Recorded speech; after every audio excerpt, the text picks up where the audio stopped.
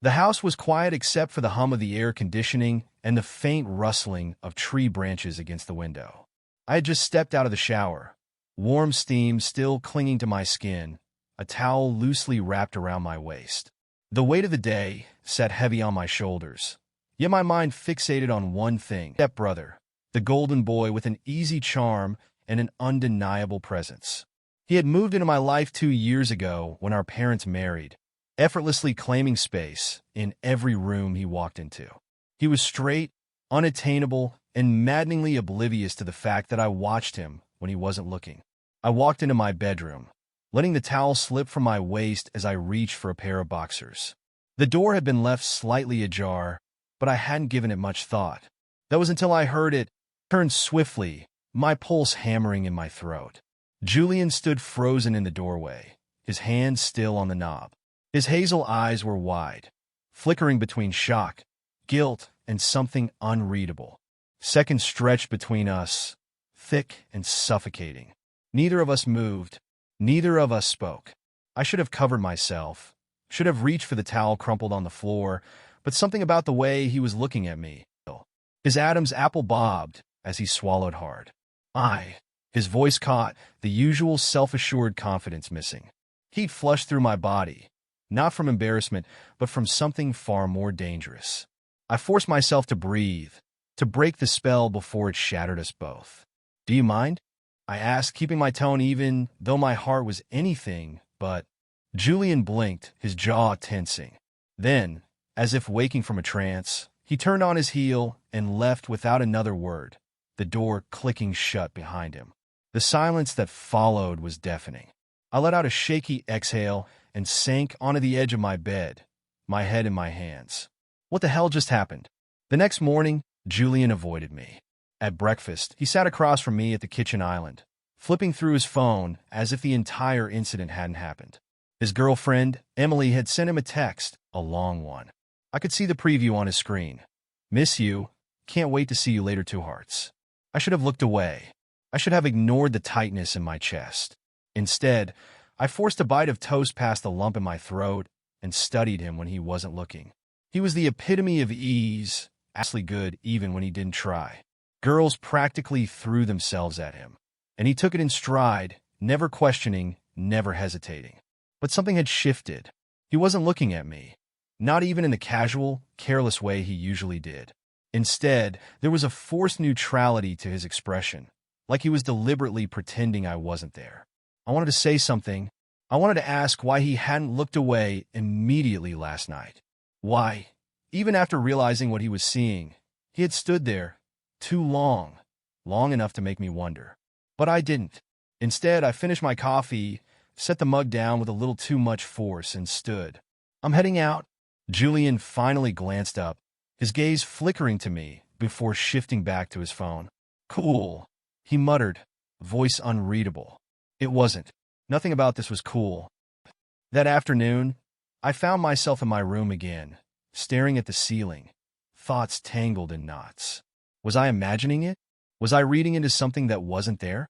Maybe Julian was just shocked. Maybe his reaction had nothing to do with anything deeper. But if that were the case, why did he seem so tense around me now? A knock at the door made me sit up abruptly. Before I could respond, Julian stepped inside. I stiffened. "Do you?" I should have knocked last night. His voice was tight, controlled. I watched him carefully. "Yeah, you should have." Silence. He exhaled, rubbing the back of his neck. "It was an accident.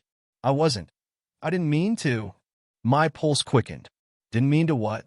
His brows furrowed slightly. "Nothing. Just forget it."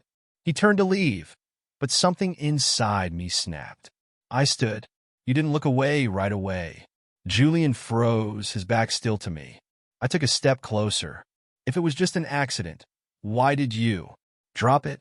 His voice was low, warning. I swallowed. The air between us felt charged, like an electrical storm on the verge of breaking. He turned his head slightly, just enough for me to see his clenched jaw, the tension in his shoulders. And then, just like last night, he walked away. This time, I wasn't sure if he was running from me, or from himself. Julian was avoiding me. It wasn't obvious, not enough for our parents to notice, but I could feel it. It was in the way he left a room if I entered, in the way his shoulders stiffened if I spoke. And worst of all, it was in the way he refused to meet my eyes. But despite the distance he tried to create, he was never truly gone.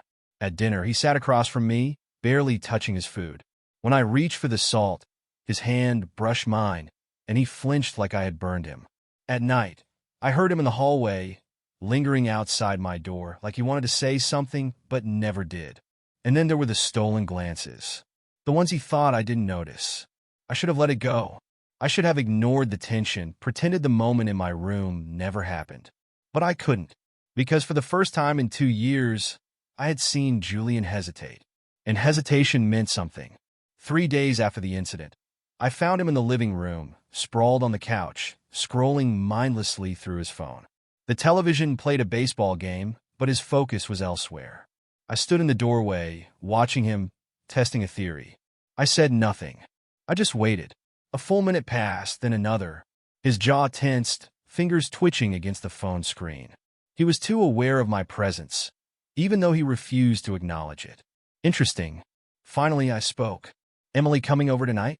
His shoulders stiffened. Yeah, liar. I had overheard their conversation earlier. Emily was busy, something about a family dinner. Julian knew I knew, yet he still gave me a lie wrapped in indifference. I stepped closer. You haven't seen her in a while. She's been busy. And you? He exhaled sharply through his nose, finally looking at me. First time in days. His hazel eyes were unreadable, but there was something else there. Something unsettled. I'm fine, he said. Another lie. I sat on the armrest of the couch, close enough to invade his space. You sure? His fingers tightened around his phone. He didn't move away. For a split second, I thought he might say something real, that maybe he'd stop pretending. But instead, he shut down completely. I don't know what you're trying to do, he muttered, pushing off the couch and heading for the stairs. I didn't stop him, because I already had my answer. That night, I couldn't sleep. I lay in bed, staring at the ceiling, Julian's reaction replaying over and over again. The way he tensed when I got too close. The way his breath hitched before he forced himself to walk away. Something was happening. Something he didn't want to admit. And neither did I. Because if I admitted it, then I had to face the truth. Julian wasn't just my straight stepbrother anymore. He was something else now, and that was dangerous. The next day, I found Julian in the kitchen. He was pouring coffee, looking like he hadn't slept much either. His hair was messy, his t-shirt wrinkled. He looked almost normal, except for the tension in his jaw, the stiffness in his posture. I leaned against the counter, watching him. Rough night? He didn't look at me. Didn't sleep well? I smirked. Me neither. His grip on the coffee mug tightened. Cool. I let the silence stretch. Waited for him to crack first. And he did. You're acting weird, he muttered, finally turning to face me. I raised an eyebrow. I'm acting weird? His jaw clenched. Yeah, you keep looking at me. I tilted my head. You don't like being looked at? He exhaled through his nose, clearly frustrated. I don't like whatever this is. Ah, so he felt it too. I stepped closer, close enough that I could see the faint pulse at his throat. Close enough that he should have moved away. But he didn't. I kept my voice light. I think you're overthinking things. His Adam's apple bobbed as he swallowed. I don't. Footsteps sounded upstairs, and just like that, Julian snapped back into himself.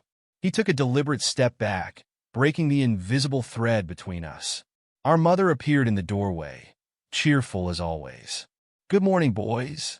Julian turned away so fast it was almost unnatural, muttering a quick morning before grabbing his keys off the counter. Seconds later, the front door slammed shut behind him. I let out a slow breath, heart pounding. I had never seen Julian run from me before. That night, I found him outside, sitting on the porch steps, staring at the sky. The streetlights cast a golden glow over his face, his expression unreadable. I sat beside him, said nothing. For a long time, neither of us spoke. Then, finally, Julian sighed. This isn't normal, right? I didn't pretend to misunderstand. I watched him carefully. What isn't? His fingers dug into his jeans. This. Us. My stomach tightened. I wanted to push him, I wanted to hear him say it out loud, but he wasn't ready. So I kept my voice even. We're just brothers, Julian. He let out a hollow laugh. Right? Silence. Then, so quiet I almost missed it, he whispered. Then why does it feel like I'm losing my mind? My chest ached, because I wanted to tell him the truth. That he wasn't alone. That I felt it too. But instead, I just sat there, staring at the stars, knowing that whatever this was, whatever we were becoming, it wasn't going to go away. Julian was unraveling. It was in the way he carried himself, but that didn't mean he faced me either.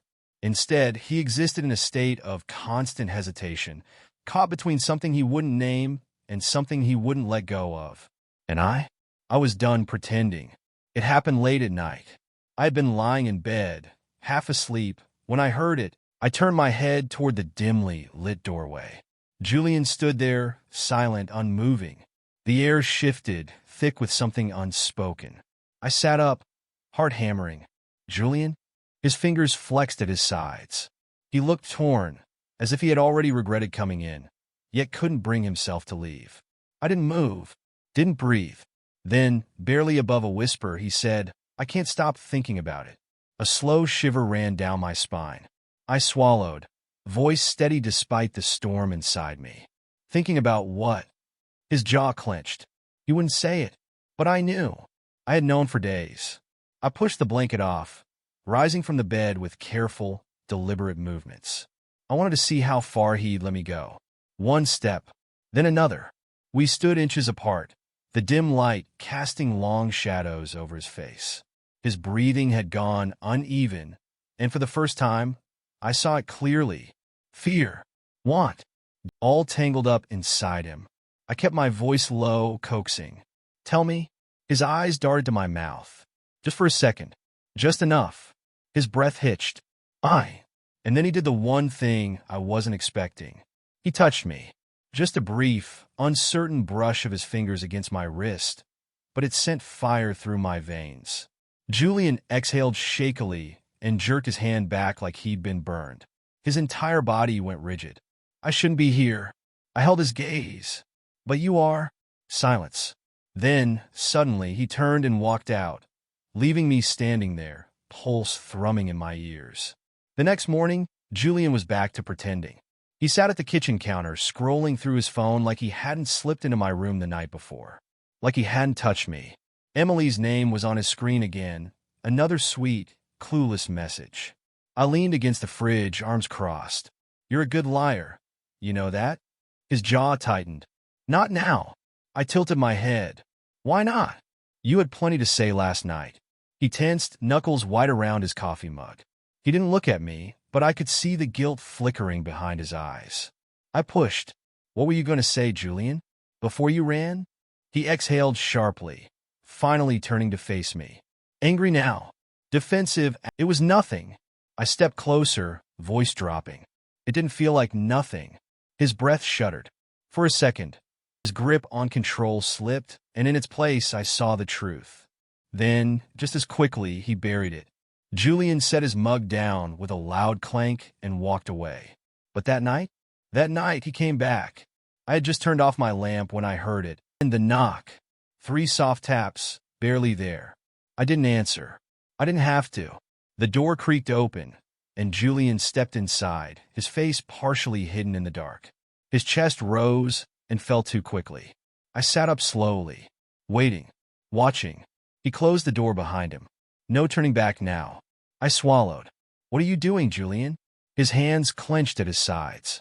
He looked wrecked, torn between desperation and restraint.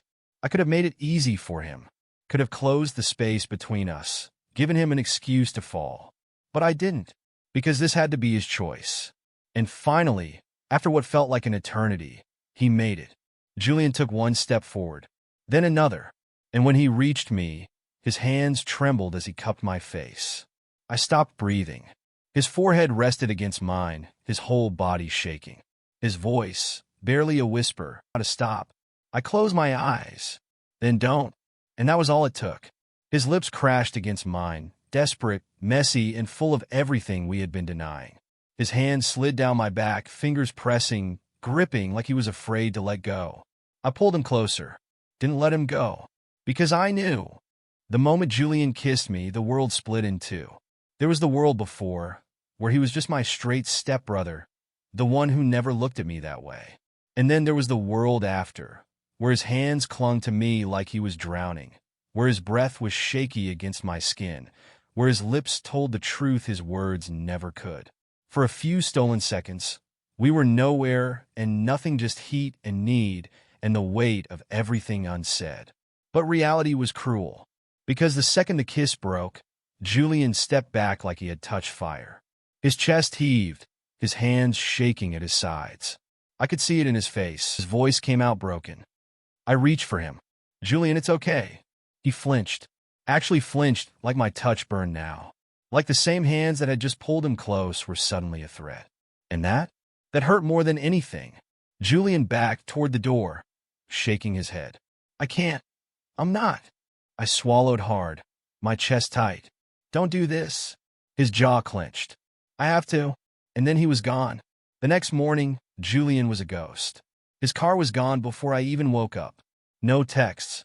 No half-hearted attempt to pretend last night never happened. Just silence. And that silence stretched for hours. It stretched through breakfast, through lunch, through the aching space between my ribs. And by the time the front door finally opened that evening, I was ready for a fight. Julian walked in looking wrecked, his hair messier than usual, his jaw tight, his eyes shadowed with exhaustion. I crossed my arms, waiting. "Where were you?" He didn't answer. Didn't even look at me. He just dropped his keys on the counter, grabbed a bottle of water, and started toward the stairs. I blocked his path. "Seriously? You're just gonna act like that didn't happen?" His throat bobbed. "I don't know what you're talking about." I scoffed. "Bullshit." His hands clenched into fists. I saw it then, the panic in his eyes, the way his whole body was coiled too tight. He wasn't just avoiding me. He was afraid of what he had done. I lowered my voice. "Julian, no one else is here.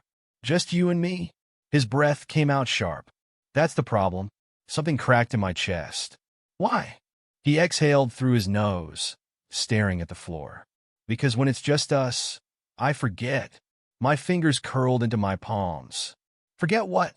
His voice was barely above a whisper. "That this isn't supposed to happen." Silence. Thick, suffocating. I could have lied. Could have told him it didn't mean anything, that it was just a mistake, just heat and impulse in a moment that didn't matter. But I wasn't a coward, so I said the truth. "It's already happening, Julian." His breath hitched. I stepped closer, slow, deliberate, giving him time to stop me. He didn't. "Tell me you didn't want it," I murmured. He closed his eyes, pained. "I can't." I swallowed. "Then tell me this is the last time." His fingers twitched, like he wanted to reach for me, but couldn't let himself. "I don't know how," he admitted. And there it was. Not that it had happened, but that he didn't want it to stop. That night, Julian didn't come to my room. But I heard him, lying awake, staring at my ceiling. I heard the soft sound of his footsteps in the hallway, pausing outside my door. He didn't knock, didn't come in, but he stayed there. For minutes. And that was enough.